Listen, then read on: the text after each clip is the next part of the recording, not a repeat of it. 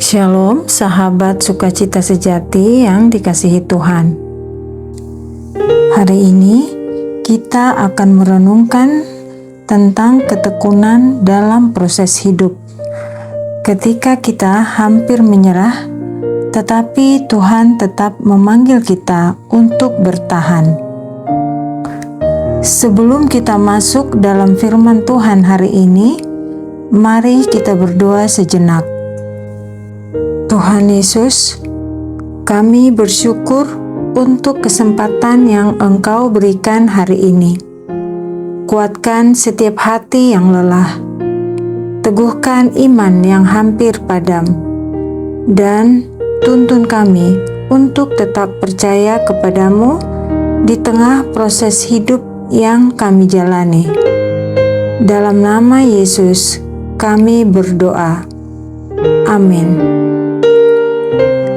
Sahabat yang terkasih, saya ingin memulai dengan satu kalimat dari Billy Graham. Ia pernah berkata, Tuhan tidak pernah mengambil sesuatu dari hidup kita tanpa menggantinya dengan sesuatu yang lebih baik. Sahabat yang terkasih, mungkin di antara kita ada yang sedang berada di masa ketika semua usaha terasa tidak menghasilkan apa-apa. Doa terus dinaikkan, langkah sudah diambil, tetapi tidak ada tanda-tanda perubahan.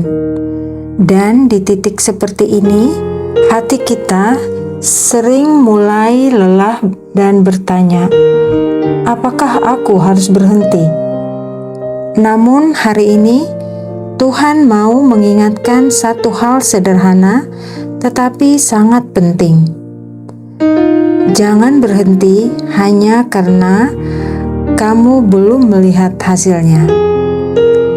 Seringkali dalam hidup ini kita tidak sadar bahwa kita berhenti terlalu cepat. Padahal kita mungkin hanya tinggal satu langkah lagi menuju terobosan. Bagaimana jika jawaban itu sebenarnya sudah dekat? Bagaimana jika perubahan itu sudah hampir terjadi? Kita tidak pernah tahu, dan karena kita tidak tahu, banyak orang menyerah di tengah jalan. Padahal firman Tuhan berkata dalam Galatia 6 ayat 9, janganlah kita jemu-jemu berbuat baik, karena apabila sudah datang waktunya, kita akan menuai jika kita tidak menjadi lemah. Firman Tuhan ini mengajarkan bahwa kita tidak boleh berhenti melakukan yang benar dan baik, meskipun hasilnya belum terlihat atau kita merasa lelah. Perhatikan kalimat ini. Jika kita tidak menjadi lemah, artinya sangat jelas. Panen itu pasti, tapi hanya bagi mereka yang tidak berhenti di tengah proses. Seringkali Tuhan tidak langsung mengubah keadaan kita, karena Tuhan sedang membentuk kita di dalam keadaan itu. Seperti bangsa Israel dalam Yosua 5 ayat 6, mereka berjalan di padang gurun selama 40 tahun. 40 tahun, sebuah perjalanan yang panjang, melelahkan, dan tidak mudah dimengerti. Tetapi itu bukan karena Tuhan tidak mampu membawa mereka lebih cepat, melainkan karena Tuhan sedang membentuk generasi yang siap menerima janjinya. Kadang Tuhan tidak hanya membawa kita menuju tujuan, tetapi Dia membentuk kita di sepanjang perjalanan. Mungkin hari ini hidup kita terasa seperti di padang gurun, kering, sunyi, tidak ada tanda perubahan.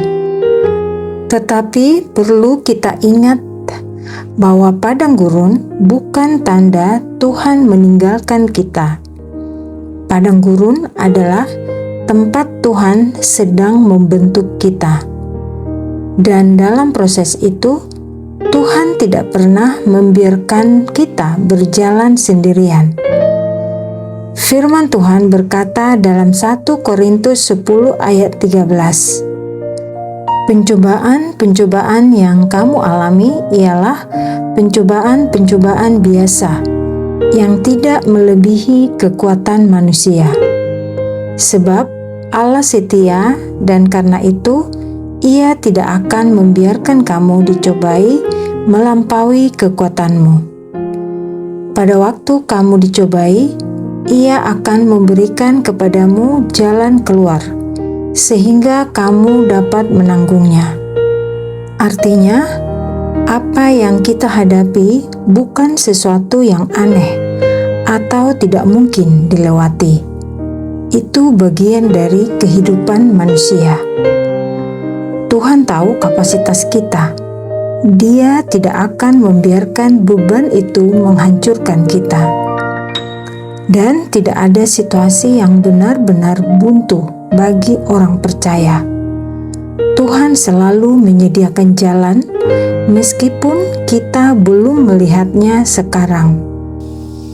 Jadi, jika kita masih bertahan sampai hari ini, itu bukan karena kekuatan kita sendiri, tetapi karena Tuhan masih menopang hidup kita. Namun, Tuhan juga sedang mengajar kita sesuatu tentang iman. Yesus berkata dalam Matius 17 ayat 20, "Sekiranya kamu mempunyai iman sebesar biji sesawi saja, kamu dapat berkata kepada gunung ini, 'Pindah dari tempat ini ke sana,' maka gunung ini akan pindah, dan takkan ada yang mustahil bagimu." Ayat ini mengingatkan kita bahwa iman tidak harus besar atau sempurna. Bahkan iman yang kecil, kalau benar-benar percaya kepada Tuhan, sudah memiliki kuasa.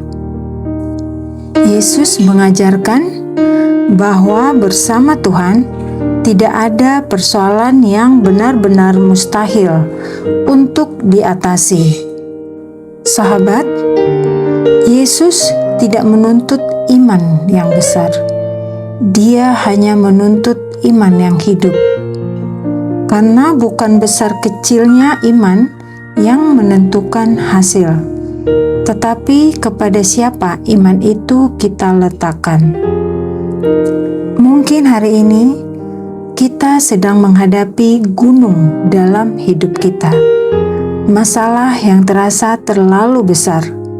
Situasi yang terlihat tidak mungkin berubah.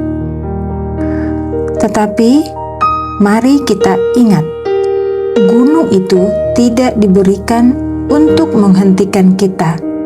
Gunung itu diberikan untuk menunjukkan bahwa Tuhan sanggup memindahkannya. Dalam hidup ini, kita selalu dihadapkan pada pilihan. Kita bisa berhenti, kita bisa menyerah, atau kita bisa terus melangkah. Dan hari ini Tuhan mengundang kita untuk jangan berhenti, teruslah maju, dan tetap bertahan sampai akhir. Karena setiap orang yang Tuhan pakai secara besar selalu melewati proses yang besar juga. Mungkin hari ini kita belum melihat hasilnya, tetapi bukan berarti Tuhan tidak bekerja. Mungkin kita merasa lambat, tapi bukan berarti kita tidak maju, karena di dalam Tuhan tidak ada proses yang sia-sia.